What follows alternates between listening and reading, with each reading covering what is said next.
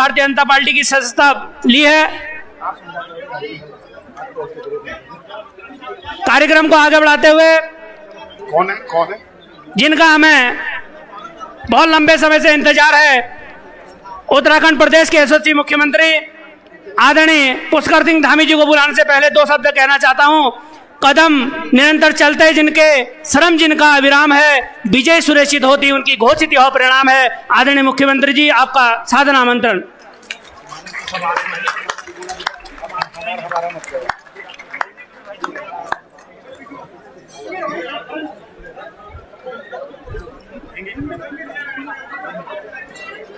मेरे साथ सब लोग जरा नारा लगाएंगे, भारत माता की, भारत माता की।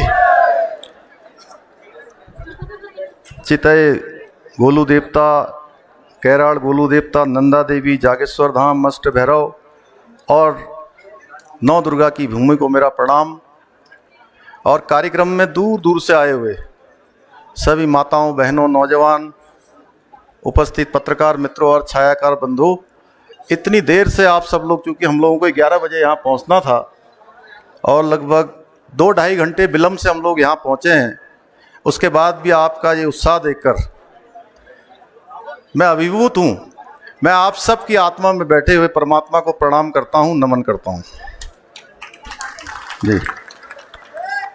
अभी कार्यक्रम में आज जन आशीर्वाद इस रैली में अभी जिनका आपने यहाँ पर संबोधन सुना, पूर्व में कैबिनेट मंत्री रहे, भारतीय जनता पार्टी के यशस्वी प्रदेश अध्यक्ष, हमारे तेज तर्रार नेता आदरणीय मदन कौशिक जी, और आप सबके बीच में से जिन्होंने इसी जिले से अपने सामाजिक और राजनीतिक जीवन को प्रारंभ किया, रानीखेत, द्वाराहाट, यहाँ से चलकर लखनऊ तक पहुँचे और उसके बाद देहरादून और दिल्ली, आज भारत सरकार के रक्षा मंत्री, पर्यटन मंत्री के रूप में पूरे देश के अंदर रक्षा क्षेत्र और पर्यटन क्षेत्र को, विशेषकर उत्तराखंड को आगे बढ़ाने के लिए लगातार जिस दिन से बने हैं उस दिन से समन्वय करने का काम कर रहे हैं मेरे बड़े भाई आदरणीय अजय भट्ट जी।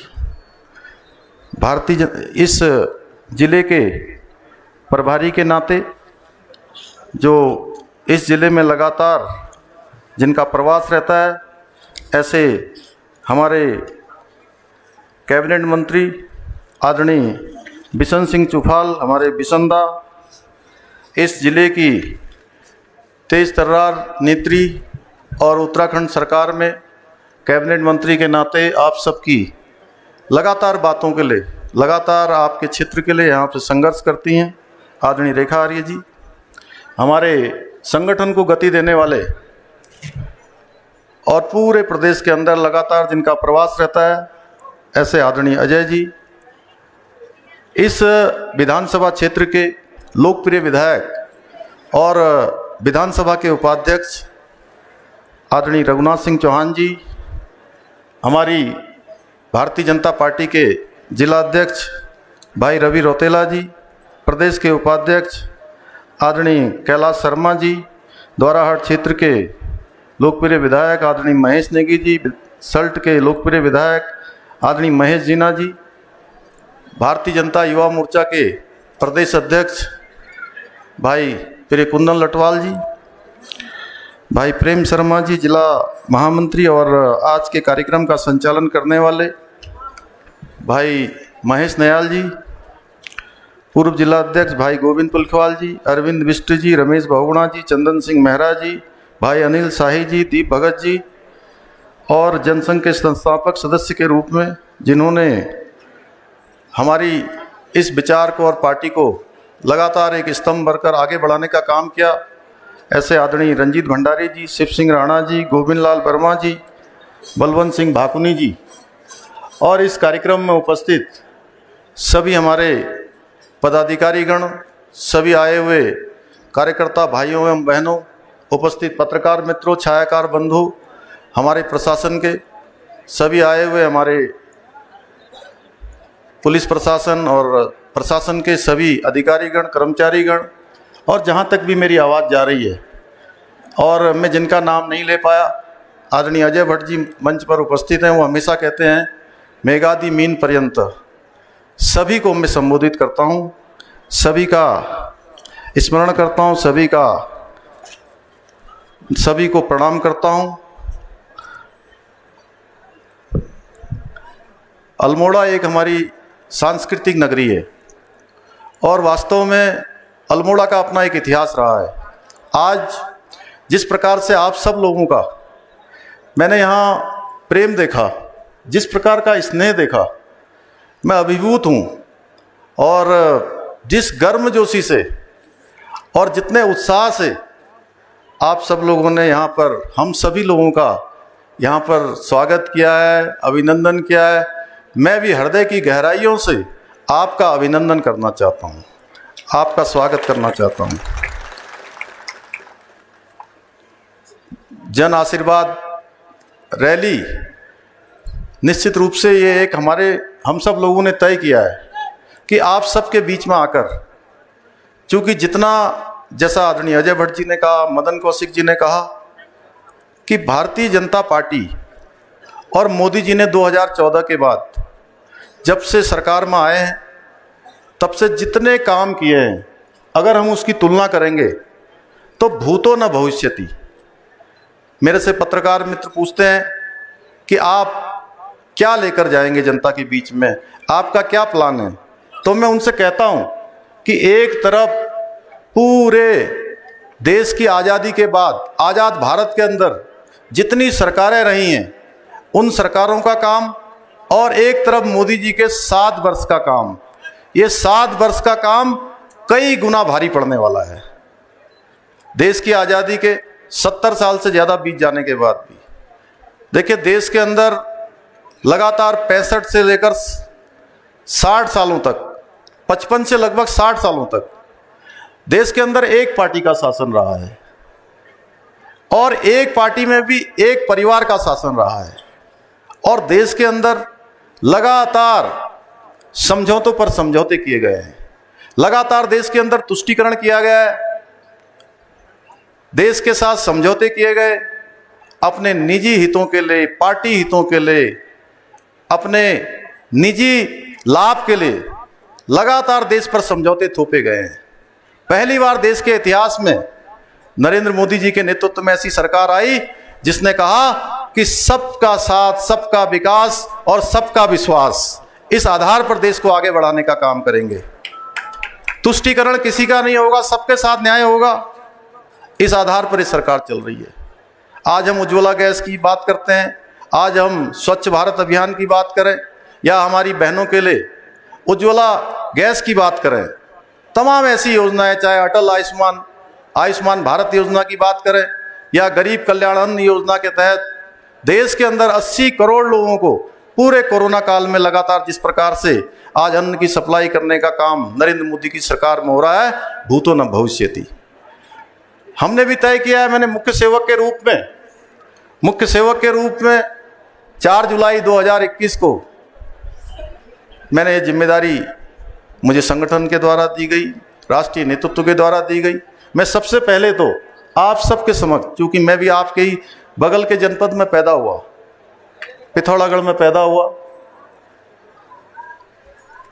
मैं देश के यशस्वी प्रधानमंत्री जी को मैं धन्यवाद देना चाहता हूं, देश के गृह मंत्री जी को, हमारे राष्ट्रीय अध्यक्ष जी को, हमारे राष्ट्रीय नेतृत्व का धन्यवाद करना चाहता हूं कि आप सबके बीच में से एक सामान्य परिवार में पैदा हुए एक ऐसे नौजवान को, एक सैनिक के बेटे को उन्होंने मुख्य सेवक की भूमिका में लाकर दे दिया, आप सबके बीच में सेवा करने का अवसर प्रदान किया। मैं भली भांति जानता हूं कि उत्तराखंड के लोग, उत्तराखंड की समस्याएं किस प्रकार की हैं। मैंने पूरे उत्तराखंड का भ्रमण किया हुआ है, मैं जगह जगह गया हूं, चाहे वो हमारा कुमाऊं मंडल का क्षेत्र हो, चाहे हमारे गढ़वाल मंडल का क्षेत्र हो, चाहे वो मैदान का क्षेत्र हो, हरिद्वार हो, उधम सिंह नगर हो, देहरादून हो, हर जगह मेरा जाना रहा है। तो मैं आपको विश्वास दिलाना चाहता हूं कि हमने कुछ लोगों का एजेंडा, बहुत सारे लोग कोई इधर से यात्रा निकाल रहे हैं, कोई उधर से यात्रा निकाल रहे हैं, मैं उनका नाम भी नहीं लेना चाहता हूं। आप जानते होंगे 2017 से पहले जो सरकार थी, उस सरकार में कितनी घोषणाएं हुई, कितनी घोषणाओं पर घोषणा। अगर मैं बोलने और गिनाने लगूं तो कई घंटे लग जाएंगे उनकी घोषणाओं के नाम लेने में, लेकिन धरातल पर एक भी घोषणा नहीं आई। और हमने जब से सरकार में काम करना शुरू किया, अगर पिछले 4.5 सालों का कार्यकाल देखें या मेरे इन 60 दिनों का कार्यकाल देख लीजिए, हमने कहा है जितने भी हमने फैसले लिए हैं, एक भी घोषणा ऐसी नहीं होगी जिसका शासनादेश नहीं निकलेगा। सारी की सारी शासनादेश निकलेंगे, सारी धरातल पर आएंगी। और हमने उसके लिए बिल्कुल एक टाइम बाउंड किया हुआ है।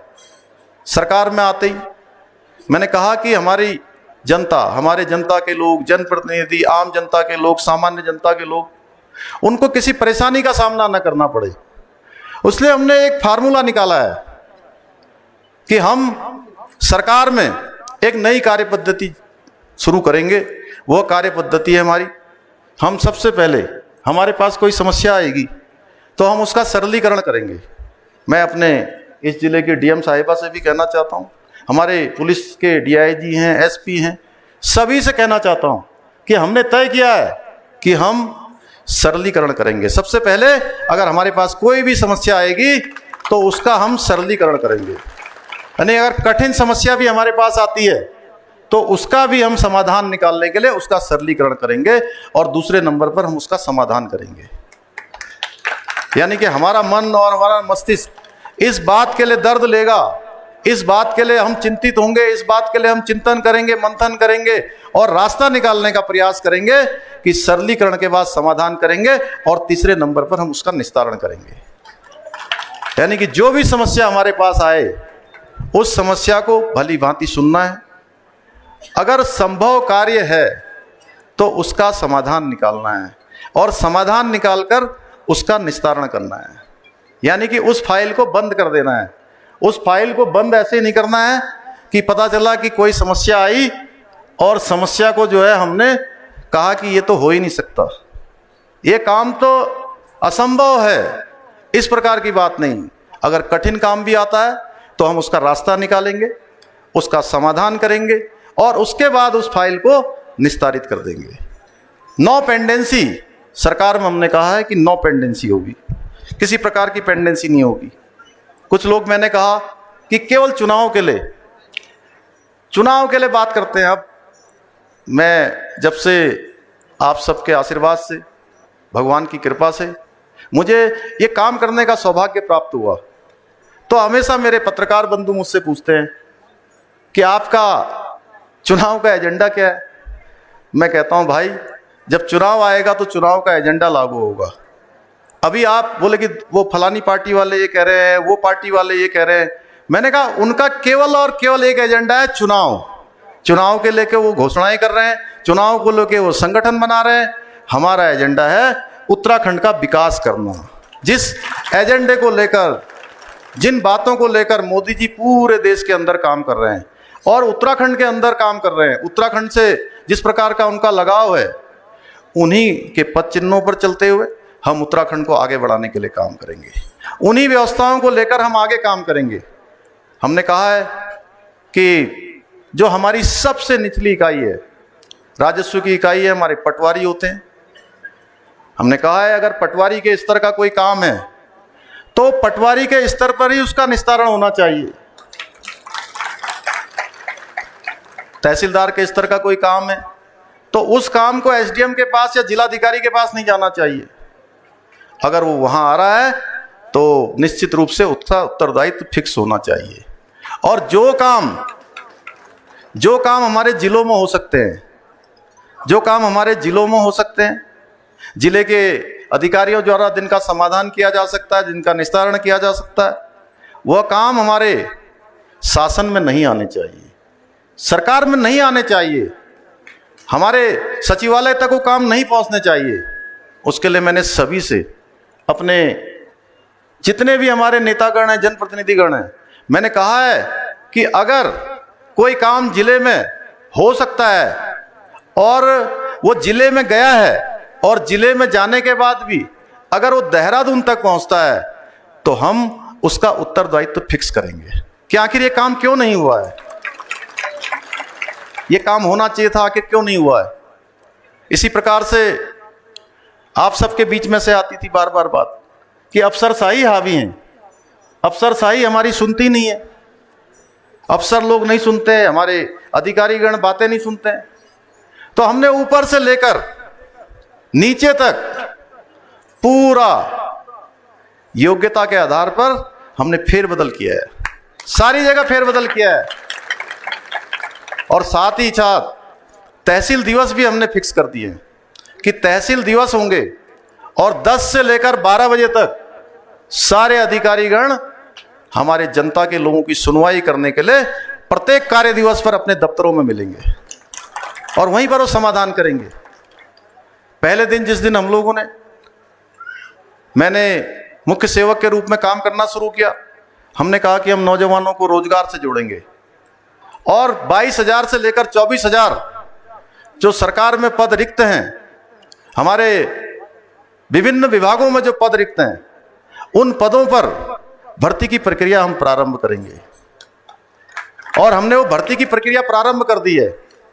15 अगस्त से लगातार उसके विज्ञापन निकलने प्रारंभ हो गए हैं, वो भर्ती की प्रक्रिया प्रारंभ हो गई है। हमारे कुछ ऐसे नेतागण हैं जिनका काम केवल और केवल क्या है, विरोध के लिए विरोध करना। अपने समय में उन्होंने किया नहीं, तो मैं कहीं देख रहा था, वो कह रहे थे कि ये पुष्कर सिंह धामी आए हैं, ये कह रहे हैं कि 24,000 पद भर देंगे। अरे कैसे भर देंगे? पहले दिन जब मैंने घोषणा करी, हमने मंत्रिमंडल में हमने इसका परामर्श किया और हमने तय किया कि हम 24,000 पदों पर भर्ती की प्रक्रिया प्रारंभ करेंगे, तो उनको लग रहा था कि जैसे वो हवाई घोषणा करते रहे हैं, ये भी शायद इनकी हवाई घोषणा होगी। लेकिन मैं आपको बता दूं, उन सभी पदों पर भर्ती की प्रक्रिया हमने प्रारंभ कर दी है, सब पर भर्ती की प्रक्रिया प्रारंभ हो गई है। इसके साथ साथ जो हमने घोषणाएं करी हैं, अभी आपने देखा होगा, ये हमारा पर्यटन का प्रदेश है। हमारे जिले में आसपास कुमाऊं में, गढ़वाल में, मैदानी क्षेत्र में पूरे इस यात्रा सीजन जब चलता है तो तमाम लोग आते हैं, देश भर के पर्यटक आते हैं यहाँ पर। और कोरोना महामारी के कारण पिछले साल और इस साल, दोनों साल ये यात्रा नहीं चल पाई। यात्रा नहीं चल पाने के कारण से हमारे पर्यटन क्षेत्र से जुड़े हुए, परिवहन क्षेत्र से जुड़े हुए, हमारे सांस्कृतिक क्षेत्र में काम करने वाले, नौकायन के क्षेत्र में काम करने वाले, राफ्टिंग के क्षेत्र में काम करने वाले ऐसे भाई और बहन, उनके लिए आजीविका का संकट खड़ा हो गया, उनके सामने रोजी रोटी का संकट खड़ा हो गया। हालांकि मैं आपको बताऊं कि सरकार के सामने भी संकट है, क्योंकि बहुत सारी व्यवस्थाएं चल नहीं पाई। कोरोना महामारी में तमाम प्रकार की राजस्व की हानि हुई है, लेकिन फिर भी हमने कहा कि हम सरकार के रूप में नहीं, बल्कि हम उन भाई और बहनों के साझीदार के रूप में, सहयोगी के रूप में हम उनकी मदद करना चाहते हैं। हमने 200 करोड़ रुपए का पैकेज ऐसे भाई और बहनों के लिए दिया है जो पर्यटन क्षेत्र और परिवहन क्षेत्र और नौकायन के क्षेत्र में, सांस्कृतिक क्षेत्र में काम करते हैं। और ये सीधे सीधे उनके बैंक के खातों में हम ट्रांसफर करेंगे, डीबीटी के माध्यम से। उनको कहीं जाना नहीं पड़ेगा। जिनके रजिस्ट्रेशन है, जो उन मानकों पर आते हैं, सीधे सीधे अगले कुछ महीनों तक लगातार जो हमने उसकी प्रक्रिया की है, 5 महीनों तक, 6 महीनों तक, उनके सीधे सीधे बैंक खातों में धनराशि हस्तांतरित की जाएगी। इसी प्रकार से स्वास्थ्य के क्षेत्र में जो काम करने वाली हमारी आशा बहनें हैं, हमारे स्वास्थ्य कर्मी हैं, टेक्नीशियन हैं, फार्मासिस्ट हैं, डॉक्टर हैं, उनको हमने सबको कोरोना योद्धा मानकर उन सभी को भी हमने जो है 205 करोड़ रुपए का एक पैकेज दिया है। आशा बहनों को हमारी अगले 5 महीनों तक लगातार उनके बैंक खातों में इन 5 महीनों में 10,000 रुपए की धनराशि सीधे सीधे हस्तांतरित की जाएगी। इसी प्रकार से आंगनबाड़ी भी है, उसमें आंगनबाड़ी भी है। रेखा जी कह रही हैं आंगनबाड़ी, क्योंकि वो बार बार जो है आंगनबाड़ी भी हैं। इसी प्रकार से जो आजीविका मिशन के तहत, जिसमें हमारी जिलाधिकारी पहले काम करती थी ग्राम्य विकास विभाग के अंतर्गत, अभी उसमें जो हमारे स्वयं सहायता समूह है, ग्राम संगठन है, क्लस्टर के माध्यम से बहुत अच्छा जो काम कर रही हैं, उन सभी लोगों के लिए भी कि इस कोरोना की महामारी के दौरान उनकी भी स्थिति खराब हो गई है। किसी का सामान बिका, किसी का नहीं बिक पाया, किसी का बाजार में आया, किसी का नहीं आ पाया, किसी ने बनाया, किसी को मिल पाया, किसी को नहीं मिल पाया। अलग अलग क्षेत्रों में कोई हथकरघा का काम करते हैं, कोई मसाला बनाने का काम करते हैं, कोई अचार बनाने का काम करते हैं, कोई प्रसाद बनाने का काम करते हैं, कोई बकरी पालन का, भेड़ पालन का। अलग अलग क्षेत्रों में जो हमारी बहनें काम करती हैं वह भी अपने पैरों पर मजबूती से खड़ी रहें, उनके लिए भी हमने 119 करोड़ रुपए का जो है एक पैकेज दिया है, जिसमें 5 लाख रुपए तक का जो है जो ऋण है बिना ब्याज के देने की हमने व्यवस्था करी है। इसी प्रकार से आप लोग देख रहे होंगे कि हमने कहा कि पिछले दिनों कि हम रोजगार, हमारे जो नौजवान हैं, हमारे युवा भाई हैं, बेरोजगार भाई हैं, वो केवल रोजगार मांगने वाले न बने, वो रोजगार देने वाले बने। उसके लिए हमने मुख्यमंत्री स्वरोजगार योजना जो प्रारंभ है, मुख्यमंत्री नैनो योजना जो चल रही है, उस मुख्यमंत्री स्वरोजगार योजना के तहत आज से 6 सितंबर से सभी 13 के 13 जिलों में हमने कैंप लगाने की व्यवस्था शुरू कर दी है। और कैंप लगाकर हमने कहा है कैंप केवल लगाए नहीं जाएंगे।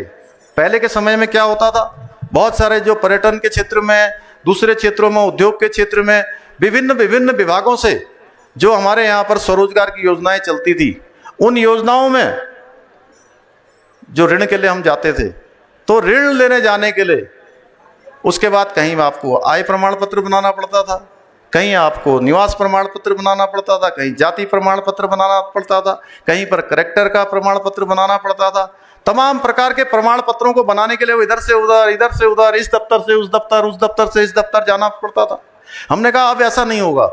अब जो भी हमारे भाई और पूरे कोरोना महामारी के दौरान पूरे देश भर के जो भाई बंधु हमारे अपने घर आए हैं मजबूरी में, महामारी में, उन सबको कहीं भटकना नहीं पड़ेगा। अब एक स्थान पर ही कैंप लगेगा, वहीं पर उनके फार्म जमा होंगे, वहीं पर उनकी स्क्रूटनी होगी, और वहीं पर हमने बैंक के लोगों से भी अनुरोध किया है कि बैंक वाले भी वहीं पर रहेंगे। एक ही स्थान पर उनको जो है सारी व्यवस्थाएं होंगी, फार्म भरेंगे और फार्म वहीं पर स्वीकृति हो जाएगी, कहीं उनको जाने की जरूरत नहीं पड़ेगी। पहले के समय में तमाम समय बर्बाद होता था। हमारा लक्ष्य है कि समाज के अंतिम छोर में खड़े हुए व्यक्ति तक हमारा शासन पहुंचे, हमारी सरकार पहुंचे, और जितनी व्यवस्थाएं हो सकती हैं उन व्यवस्थाओं को करना है।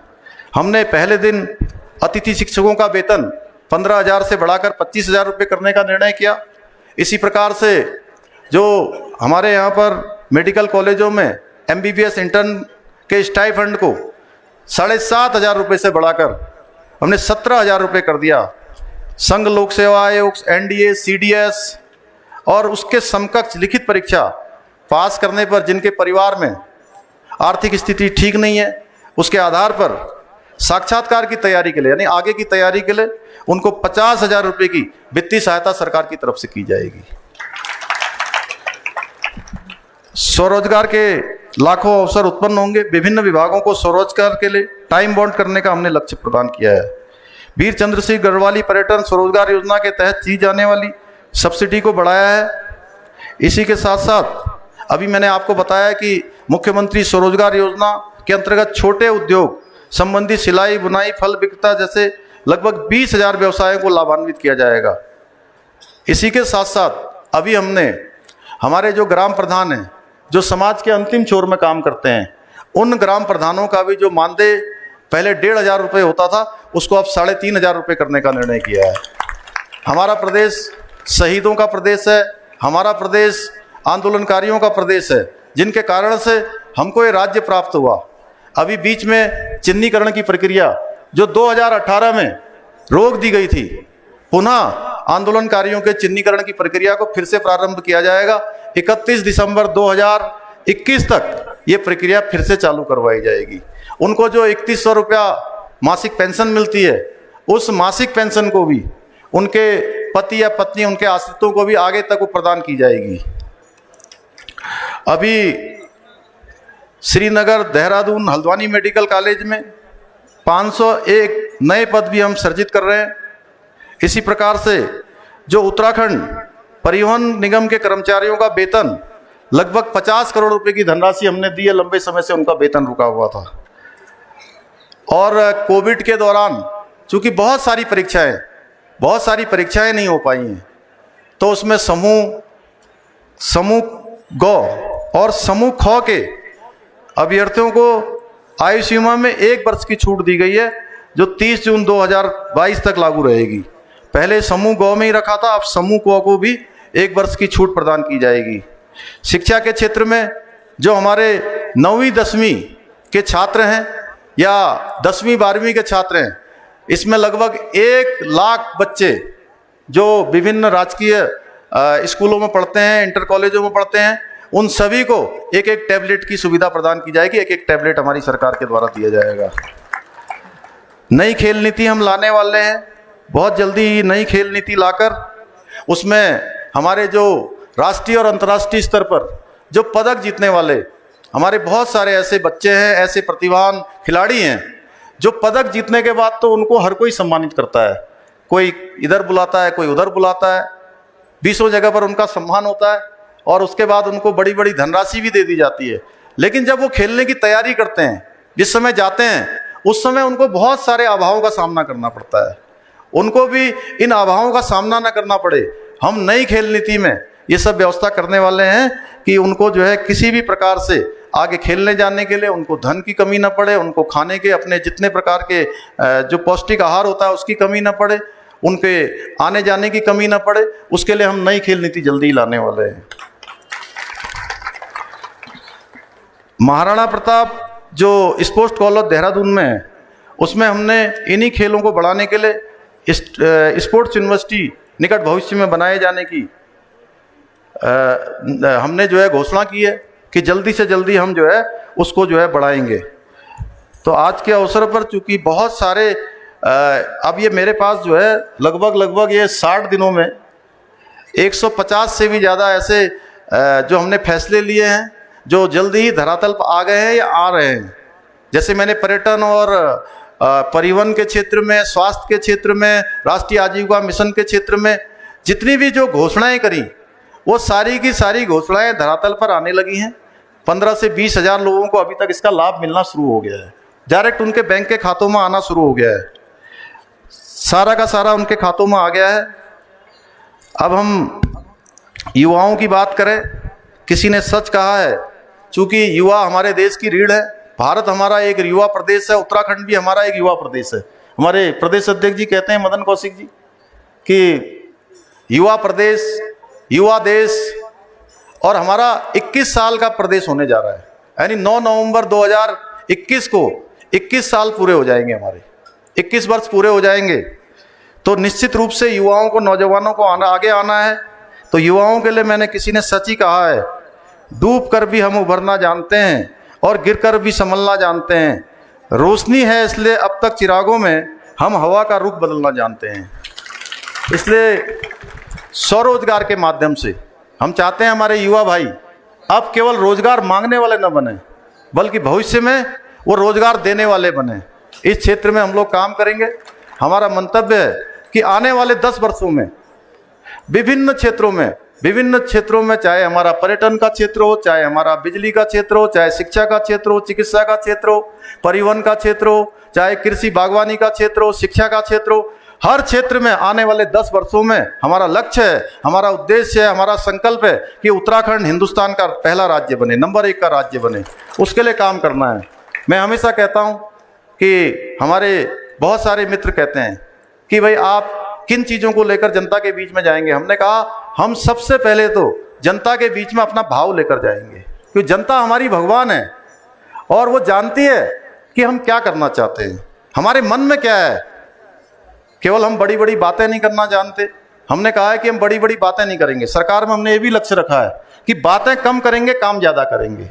इस आधार पर हम सरकार को आगे बढ़ाएंगे और जिस प्रकार से मोदी जी ने जो काम किया है वो वास्तव में बहुत ही, मैं कहूँगा कि भूतो न भविष्यति, उसी के पद चिन्हों पर, उन्हीं चीज़ों को लेकर हम आगे काम करेंगे। अभी जैसा आदरणीय रेखा जी ने बताया कि कोरोना महामारी के दौरान ऐसे बच्चे जिनके माता पिता में से कोई भी उस बीमारी में उनका देहांत हो गया है, उनकी मृत्यु हो गई है, उनको सरकार ने, हम लोगों ने वात्सल्य योजना उनके लिए यहाँ पर चलाई है। ऐसी योजना जो बच्चों के भरण पोषण से लेकर तमाम उनके आगे के भविष्य के लिए हम सब लोग संरक्षण के रूप एक संरक्षक के रूप में सरकार उनका काम करेगी। उसमें हमारे जिलाधिकारी भी उनके संरक्षक के रूप में काम करेंगे। महालक्ष्मी किट योजना प्रारंभ की है, अन्य बहुत सारी योजनाएं अभी हम लोग चलाने वाले हैं। तो आज के अवसर पर चूंकि अल्मोड़ा और पौड़ी दो क्षेत्र ऐसे हैं जो हमारे सांस्कृतिक क्षेत्र हैं, पूरी तरह से सांस्कृतिक नगरी हमारी अल्मोड़ा है। निकट भविष्य में अल्मोड़ा को रेल से भी जोड़ने का प्रयास किया जाएगा। इसके लिए भी हम भारत सरकार को जो है अपने प्रस्ताव भेजेंगे। अंत में मैं यही कहूँगा कि हमारा संकल्प है उत्तराखंड के अंतिम छोर में खड़े हुए व्यक्ति तक विकास पहुँचे, और एक संकल्प को पूरा करने के लिए हम जी तोड़ मेहनत कर रहे हैं। हमें ज्ञात है कि कार्य अभी शेष हैं, जब तक हम पूर्ण नहीं कर लेते तब तक हम इसको चैन से नहीं बैठेंगे। आज के इस अवसर पर चूँकि हम लोग थोड़ा विलम्ब हो गया और विलम्ब के कारण से आप लोगों को यहाँ पर रुकना पड़ा। एक तो मैं उसके लिए निश्चित रूप से अब क्या कहें, ऐसा समय हो गया, कुछ ऐसी तकनीकी खराबी आ गई जिससे समय पर नहीं पहुँच पाए। अब पूरे अल्मोड़ा जनपद के सभी जगह से हमारे जनप्रतिनिधि आए हैं। सभी लोगों ने, अब जैसे हमारे यहाँ अल्मोड़ा में जो कार्यक्रम हो रहा है, आदरणीय रघुनाथ जी ने कुछ अपने प्रस्ताव दिए थे और उन प्रस्तावों को हमने निकट भविष्य में घोषणाओं के रूप में इसमें सम्मिलित किया है, जिसमें अल्मोड़ा विधानसभा के पांडे खोला स्थित जजी विकास भवन तथा निर्माणाधीन कलेक्ट्रेट भवन को जाने वाली सड़क का चौड़ीकरण किया जाएगा। नंबर 2 पर बेस बेतालेश्वर मोटर मार्ग से विकास भवन तक का मोटर मार्ग का निर्माण किया जाएगा। निर्माणाधीन कलेक्ट्रेट परिसर में दस्तावेज लेखकों हेतु सेट अधिवक्ताओं के बैठने हेतु चैम्बर, कैंटीन सुविधा आदि जन सुविधाओं का विकास किया जाएगा। अल्मोड़ा में गैस गोदाम के आसपास अपर माल रोड एवं लोअर माल रोड को जोड़ने वाले मार्ग का निर्माण किया जाएगा। अल्मोड़ा बाजार में विद्युत, टेलीफोन एवं अन्य समस्त झूलते तारों को भूमिगत किया जाएगा। कोसी से हवालबाल में एग्रो प्रोसेसिंग ग्रोथ सेंटर को जोड़ने वाली सड़क, कैफे निर्माण एवं अन्य अवस्थानों सुविधाओं का विकास किया जाएगा। कसार देवी क्षेत्र स्थित डीनापानी में आपदा प्रबंधन विभाग के स्वामित्व की भूमि पर आपदा प्रबंधन संबंधी प्रशिक्षण हेतु उच्च स्तरीय रीजनल ट्रेनिंग सेंटर बनाया जाएगा। श्यालीधार पांडेखोला में राजस्व विभाग की आवासीय कॉलोनी का निर्माण किया जाएगा। महत गांव से हवालबाग को जोड़ने हेतु पुल का निर्माण किया जाएगा। लखुड़ियार चित्रित शैलाश्रय ग्राम दिंगोली अल्मोड़ा का सौंदर्यीकरण किया जाएगा। पाताल देवी ग्राम शैल का जीर्णोद्धार किया जाएगा। विधानसभा क्षेत्र अल्मोड़ा के विकासखंड हवालबाग में साई मंदिर से धार की तुनी तक मोटर मार्ग का डामरीकरण एवं सुधारीकरण किया जाएगा। अल्मोड़ा में एक और पार्किंग की स्वीकृति हेतु पार्किंग के निर्माण की स्वीकृति शीघ्र ही प्रदान कर दी जाएगी। अगले 8 से 10 दिनों में एक बड़ी पार्किंग की यहाँ पर स्वीकृति कर दी जाएगी, जिसकी काफ़ी परेशानी होती है। इसके साथ साथ गोल्डन कार्ड, इसको लेकर मुझे विभिन्न कर्मचारियों के संगठन, विभिन्न जगह जगह से अलग अलग प्रतिनिधि मंडल मिले हैं। गोल्डन कार्ड में आ रही समस्याओं के निवारण के लिए मुख्य सचिव की अध्यक्षता में जल्दी ही एक कमेटी बनाकर वो कमेटी उसके विचार करेगी, उसका निस्तारण करेगी। और इसी के साथ साथ जो अल्मोड़ा शहर है वहाँ पर एक सीवर लाइन का भी निर्माण किया जाएगा, जिसकी धनराशि लगभग 25 करोड़ होगी। 25 करोड़ से लेकर 15,56,000 तक। जागेश्वर विधानसभा क्षेत्र में धौलीछीना में मिनी स्टेडियम का निर्माण किया जाएगा। जागेश्वर धाम में मोक्षदा हरित सौदा प्रणाली तथा एसटीपी का सीवरेज लाइन का निर्माण किया जाएगा। जागेश्वर में आरातोला से फुलई, जागेश्वर, मंतोला, कोठियुड़ा, भगरतोला, चमुआ, नैनी आदि ग्रामों हेतु बाईपास का निर्माण किया जाएगा। जागेश्वर धाम सावणी मेले को राज्य मेला घोषित किया जाएगा। जागेश्वर धाम में मुख्य प्रवेश तथा आरतोला का सौंदर्यीकरण किया जाएगा तथा आरतोला से जागेश्वर मोटर मार्ग में स्थित पौराणिक मंदिरों, गुफाओं, ब्रह्मकुंड एवं रैन बसेरे का सौंदर्यीकरण किया जाएगा। त्रिनेत्रेश्वर एकादश रुद्र महादेव मंदिर एवं नवदेवल मंदिर समूह ग्राम बमनसवाल का जीर्णोद्धार कार्य किया जाएगा। तहसील जैती अंतर्गत ग्राम कुमालसो के तोक खड़िया नौलों में लिफ्ट सिंचाई योजना का निर्माण किया जाएगा। चायखान थुआ सिमल मोटर मार्ग के 1 किलोमीटर से 10 तक निराई ग्राम पंचायत तक 2 किलोमीटर सड़क का डामरीकरण एवं अन्य कार्य किया जाएगा। विधानसभा क्षेत्र सल्ट मरचूला में एडवेंचर स्पोर्ट्स सेंटर एवं गेस्ट हाउस का निर्माण किया जाएगा। प्राथमिक स्वास्थ्य केंद्र मानिला के भवन का सुदृढ़ीकरण किया जाएगा। उप तहसील मछोड़ को पूर्ण तहसील का दर्जा दिया जाएगा। इनोला न्यूमा तक मोटर मार्ग का निर्माण किया जाएगा। मोलेखाल बाजार में पार्किंग का निर्माण किया जाएगा। मठखानी कालिका मंदिर तक मोटर मार्ग का डामरीकरण किया जाएगा। राजकीय इंटर कॉलेज मछोड़ को खेल मैदान का निर्माण किया जाएगा। कुशिया चौन में मिनी स्टेडियम का निर्माण किया जाएगा। द्वाराहाट क्षेत्र में विकासखंड चौकुटिया स्थित भगवान भैरवनाथ मंदिर, लोहागढ़ी भैरव मंदिर, पांडवा खाल को धार्मिक पर्यटन स्थल के रूप में विकसित किया जाएगा। विकासखंड चौकुटिया स्थित मां नंदा देवी मंदिर, जावर, कोटयुड़ा ताल को धार्मिक पर्यटन स्थल के रूप में विकसित किया जाएगा। द्वाराहाट इंटर कॉलेज में भवनों की मरम्मत एवं मुख्य भवन का जीर्णोद्धार कार्य किया जाएगा। आदर्श इंटर कॉलेज सुरई खेत में भवनों का निर्माण किया जाएगा। नौलाकोट से बगड़ गांव की ओर गगास नदी पर पैदल झूला पुल का निर्माण किया जाएगा। नौबाड़ा में नैतना देवी मंदिर को पर्यटन स्थल के रूप में विकसित किया जाएगा। द्वाराहाट पंपिंग योजना फेज 2 का निर्माण किया जाएगा। बिंता भतौरा उदयपुर तक 10 किलोमीटर लिंक मोटर मार्ग का सेतु सहित निर्माण किया जाएगा। विकासखंड चौकुटिया में कुतलाड़ नदी पर बाढ़ सुरक्षात्मक कार्य किए जाएंगे। भूमिया मंदिर मासी को पर्यटन स्थल के रूप में विकसित किया जाएगा। चौकुटिया में खेल मैदान का निर्माण किया जाएगा। दूनागिरी मंदिर के समीप अत्याधुनिक सार्वजनिक शौचालय एवं सामुदायिक भवन का निर्माण किया जाएगा। राजकीय इंटर कॉलेज चौकुटिया में कक्षा हॉल का निर्माण किया जाएगा। द्वाराहाट के अंतर्गत दुर्गम क्षेत्र जालली, तड़ागताल, दूनागिरी, जौरासी में उत्तम श्रेणी के मोबाइल टावरों की स्थापना किए जाने का प्रयास किया जाएगा।